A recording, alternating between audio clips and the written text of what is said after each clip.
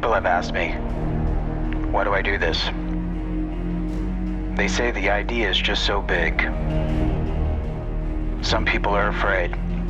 I tell them you have to cut through the noise. This past year, through war, revolutions, and collisions, we raised a glass to this year's Champagne Club. Now it's time to look forward. And the future needs a big kiss. Alongside the most forward-thinking companies, we aspire to transcend the industry through the extraordinary movement that is Top Recruiter. It's all about the human experience.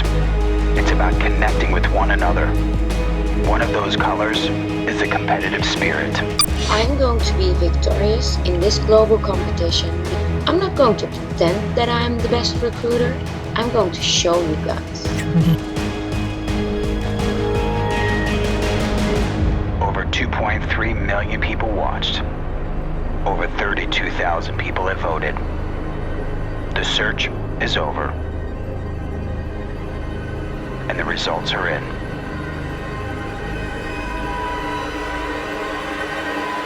It's time.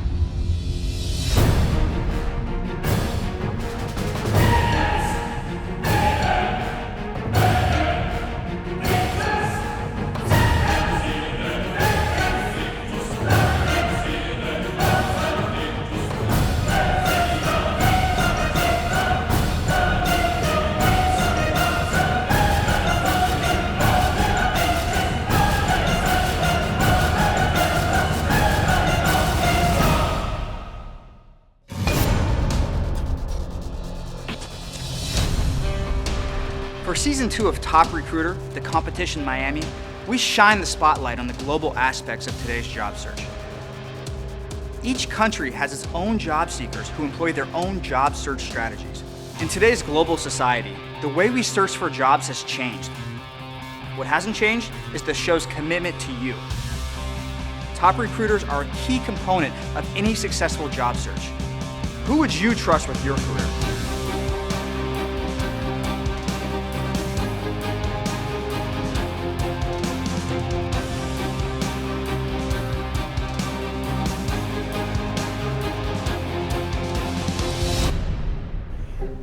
Who do you think is your biggest competition so far, what you've seen?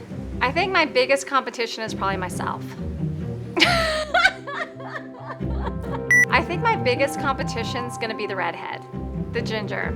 From Seattle, he knows technology. I'm in that world too.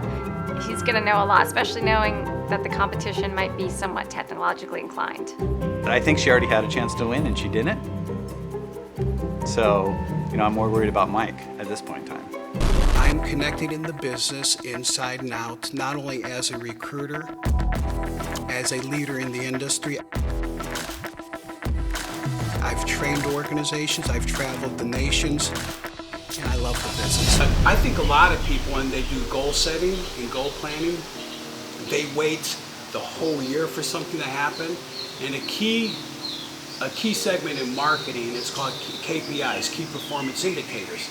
So I would put down KPIs, your closing ratio, how many send outs you have, how many interviews, how many new clients you're bringing in. That's going to give it a strong indication. I would monitor it daily. 6 months is a good determination if you've got a winner representing your organization. Do you feel it's longer than 6 months or less than 6 months? It depends on the industry. If you do contract services, that goes so much faster than the type of people I place, like a VP of marketing for a biopharmaceutical processing organization.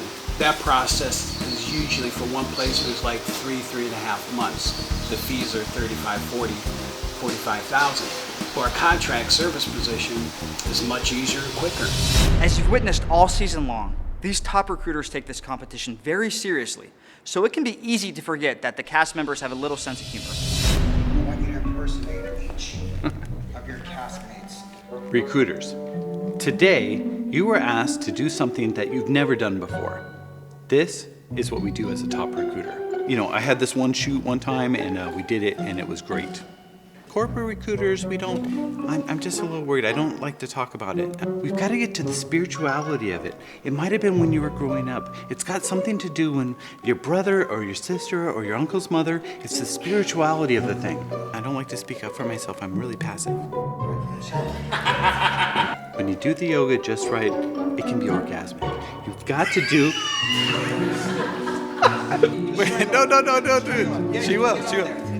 Ah! And I'm gonna be on Dancing with the Stars, Miami. It's gonna be so great. The CFO called me. You know everybody else is boring. Just vote for me. I would probably say Ezra. She seems like she's very confident. Women from other cultures sometimes bring a lot of power and presence to them.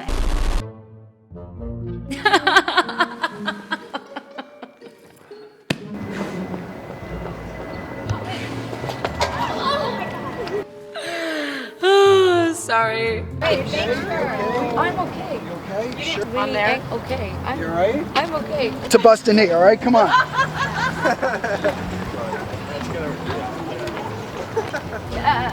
Top recruiter. Do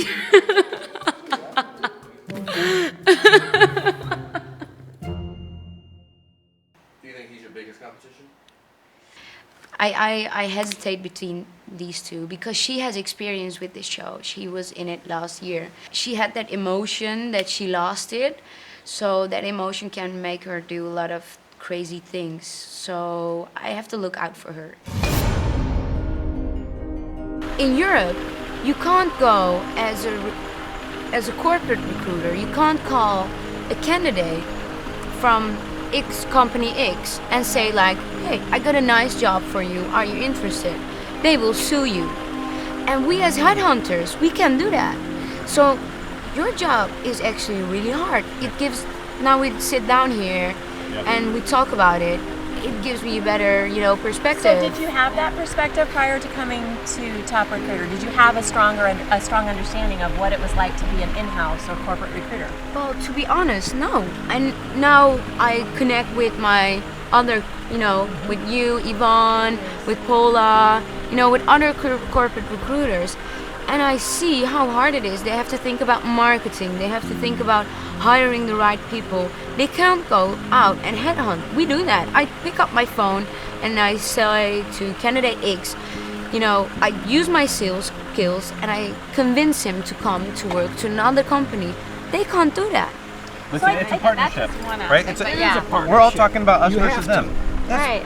15, 20 years ago, oh, I'm an agency, I'm a corporate. Who Right. cares? Yeah, So Let's get past that and say it's a partnership. I think we all know what the differences are, right? We all know what the differences are between corporate, third party, executive retained. What is the common ground that you share? For me, recruiting was a salvation. Through recruiting, I was able to discover this part of me, a part that I didn't know existed before, a part that I never dreamed as a little girl growing up, that I would have the opportunity to be the queen of my own household, that I could take care of a family on my own and discover new things about myself. But sometimes that process, that way of getting to that place is filled with pain in itself. What I discovered through a recession was that I had reserves in me that I knew no depth to. It's a special place that you can go to where you can depend upon yourself and realize that you can do it.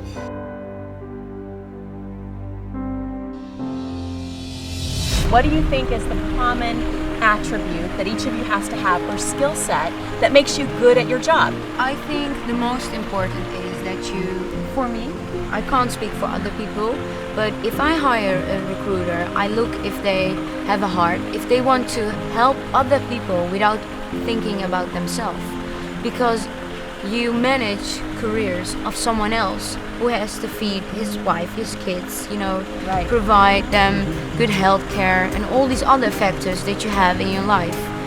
So you have to have a heart. so hard. What else? I agree with what you say. We definitely impact other people's lives, and what we do is so much more than what people think that we do. There's just so many pieces that we put together to make it such a smooth transition for the candidates, for the manager, and for the client that people don't see what we do.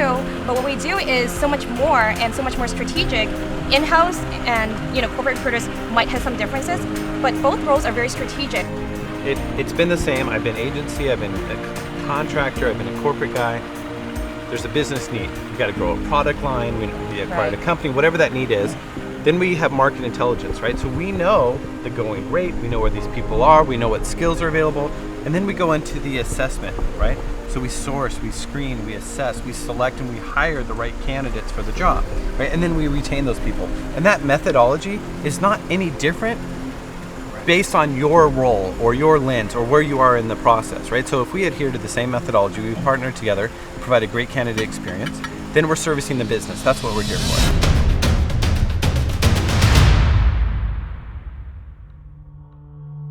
People watch personalities.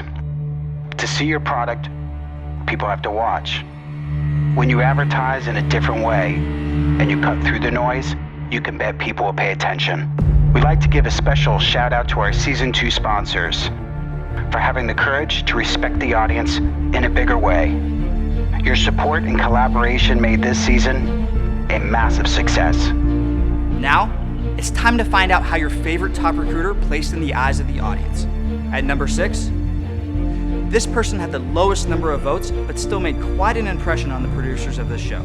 Yvonne Wu, Canada. I've done recruiting for quite some time now, and being a part of the show is really an opportunity to showcase my work and what I do. It brings me to a whole different level, and I'm just really grateful to be a part of this. At number 5, this top recruiter walked into the mansion already knowing they were a formidable competitor. Esra Kagan, Turkey. To be on Top Recruiter, it means so much to me. It gives me a possibility to interact with other recruiters from Canada, from America.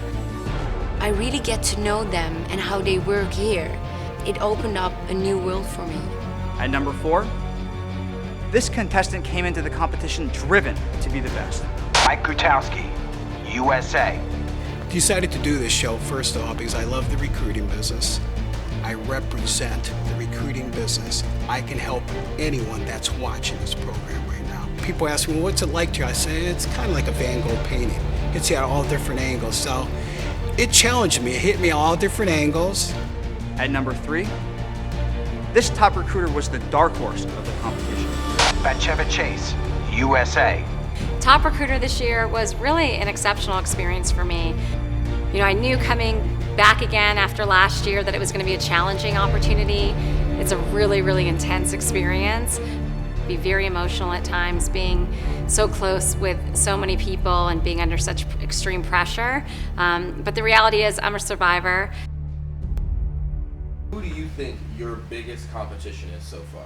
I think my biggest competition is Paula right now, because she has the wits, she is quick, and through conversations with her, I can tell that she knows what she's doing, and she's very experienced in this recruiting field. We can't call everybody back. We can't. There's such high volume in my company that it's impossible for me to call everybody back. So we send like a blanket email saying, sorry you didn't get the position. Now, if the candidate is far along in the process, then I'm going to be interacting with them. Like if they were the top 3. That's exactly. That's a different story. story. And even if they're not in the top 3, I might even take a little bit further than some candidates that I really grew some chemistry with that just weren't the right fit. Maybe not for this position, but they can be a fit for a position down the road. I give bad references all the time.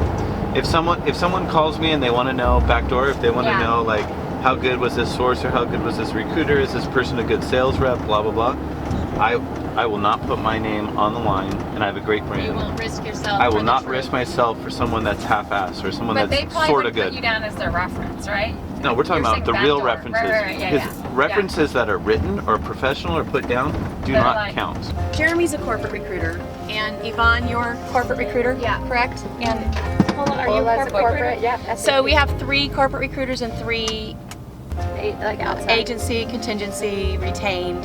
correct? I am retained. Okay. What signifies whether or not they want to keep you as a retained exclusive? You get the exclusivity for the assignment? Yeah, we or? give them a lot more bells and whistles. We give them a longer guarantee, up to a half a year. I do the half a year. I want If to it's kill big. people like you. Oh my God, when they come to me and say other people do this, I'm like, there cannot be people out there giving 6 months. But you know, I agree with you, and I tell 90 people. days longest. Can I finish? Let me finish. Here's what I do though. hold on. I know what you say. I know it is crazy. I think back. I'm going, am I really doing it here? Working for free, but you're not. But see, now, but yeah. and I kind of laugh at them, even though I do it. I see people don't even stay married that long. Yeah. So, because it is, it's hard true. to keep. I go, we have no control over your environment that you're control. creating for. Maybe you're using them to soak up some information from them. You don't know. But what I do is I have money up front, and I call the candidate up every month. And I tell See him, how what's it's going. negative going on right now? What are you feeling? And I bring that information back to his manager. And he doesn't know this. I tell him, we have to have a trust relationship here, where I'm going to tell you personal things, but you're going to solve it so you can retain this guy. And he might be thinking, well, they're really not communicating. The job's not quite what they said it was, and they correct it. And I continuously walk them through every month. Well, through so that and process. how do you do your fee? How do you structure it? I do a hybrid retainer. I just get maybe $5 or $7 grand up front, and the difference is paid at the end of the 6 And then, but how does it work in terms of the guarantee? What part do you keep? It's a replacement guarantee of the candidate, not the money. Right. Okay. Yeah. So, Now, are you feeling better about that guarantee? yeah, I do feel a little better. But Okay, you're about to find out who is Season 2's runner-up. Before we tell you, we have something special to show you. Let's watch. So, candidate experience. It used to be that the client was always right. It used to be that the employer's paying the fee. It used to be that the candidate had no say in their career and their job and their opportunity. I wanted to come on the show to show the world what recruiting is all about. I have so much passion for my Brazilian people. It's such a great opportunity for them to see someone born in Brazil come into the United States having the opportunity to make it. If we put the candidate front and center, if we humanize the recruiting process and we remember it, hey, it's not a process. What it is, it's about two people coming together in a professional setting to say, let's do some business together. Being selected to compete in Top Recruiter is one life opportunity I am not taking for granted. I am ready to show the world that I am the world's top recruiter. Okay, you're about to find out who is Season 2's runner-up.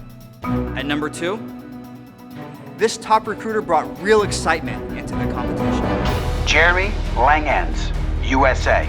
Top Recruiter has definitely been a life-changing experience. I learned a lot about myself. I met a lot of friends. I found out what makes a strong recruiter on the external side. It's been a while since I hung out with people outside of corporate America. The big moment is finally here. It's time to reveal who you chose as the world's top recruiter. Ladies and gentlemen, the winner of Top Recruiter, the Competition Miami, Season 2, is Paula Lobello, Brazil.